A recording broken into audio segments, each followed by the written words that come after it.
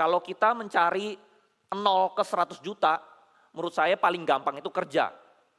Ya, cari 100 juta itu kerja paling gampang. Ya, kerja dapat 5 juta atau 10 juta gitu kalau kita skillnya pinter banget, oke, ya bisa dipercaya sama bos, itu cari 100 juta setahun tuh gampang. Ya, jadi kalian 100 juta pertama itu paling bagus tuh kerja. Ya. Level kedua, kalian mau mencari 500 juta, itu self-employed. Self-employed itu apa? Kalian jadi profesional. Ya, kalian misalnya jadi fotografer, jadi editor, ya jadi apapun lah. Nah, itu yang profesional, teman-teman. Self-employed itu kalian harus tetap tukarkan tenaga kalian menjadi uang, tapi dengan nilai yang lebih tinggi.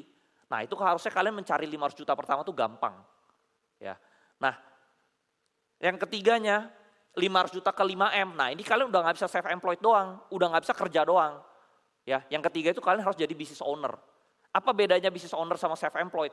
Kalau self-employed itu kalian tukarkan tenaga kalian. Kalau business owner kalian bikin sistem.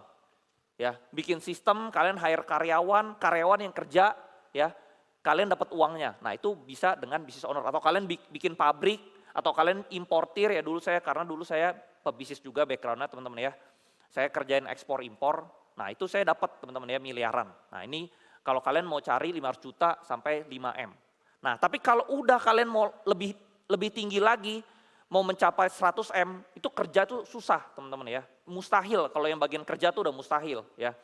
Kalau self-employed juga mustahil. Kalau business owner masih bisa, tapi agak susah. Kenapa? Karena pengalaman saya dulu berbisnis, saya contohnya saya impor barang dari China, saya jual di Indonesia, begitu saya untung, saya harus pakai uangnya buat impor barang lebih banyak lagi. Jadi uang saya habis lagi, buat impor barang lebih banyak lagi. Udah saya jual, ya kadang ada barang mati lah, nggak laku ya.